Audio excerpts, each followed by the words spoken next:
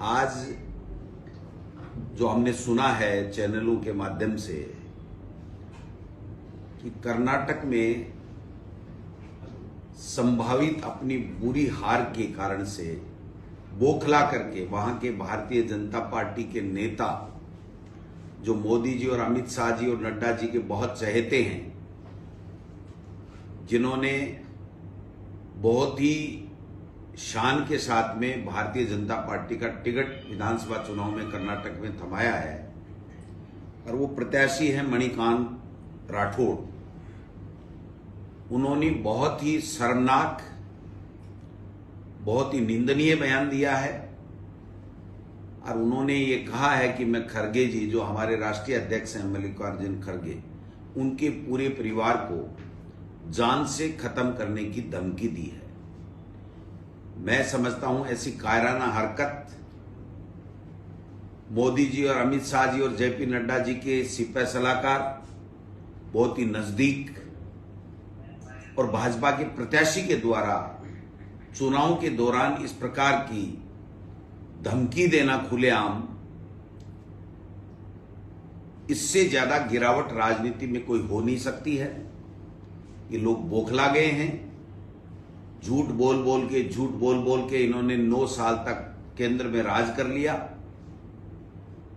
40% का कमीशन कर्नाटक में आम बात है सरकार के लोगों के द्वारा लिया जाना।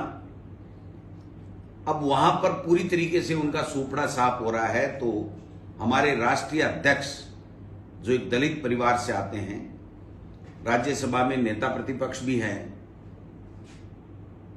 ऐसे व्यक्ति को पूरे परिवार को जान से खत्म करने की धमकी देना, और उसके बावजूद भी मोदी जी, अमित शाह और जेपी नड्डा जी और भाजपा के द्वारा किसी तरीके की कोई बयान नहीं आना, किसी तरह की इस घटना की निंदा नहीं करना, बहुत ही अफसोसजनक है।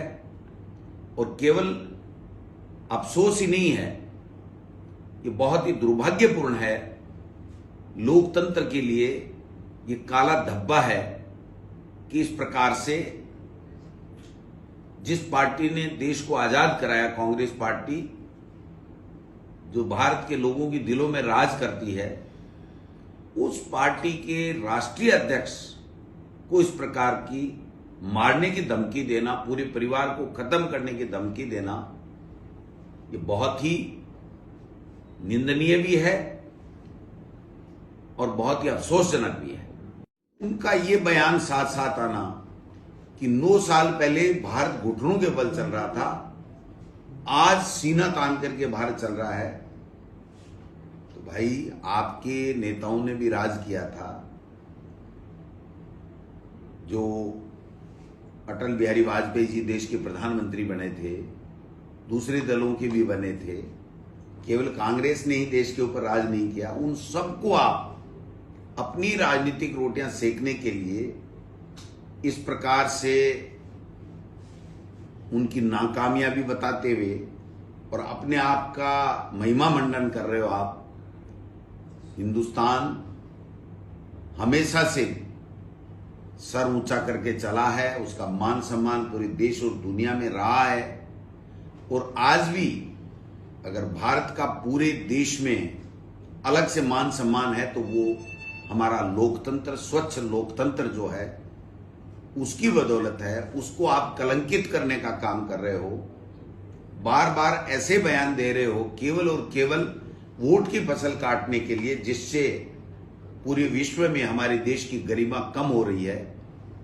आप स्वयं जिस देश के प्रधानमंत्री हो, जिस देश पे आप शासन कर रहे हो, उसकी गरिमा को कमजोर करने का काम कर रहे हो, उसकी गरिमा को आप कलंकित करने का काम कर रहे हो। इससे बड़ा दुर्भाग्य कुछ हो नहीं सकता है।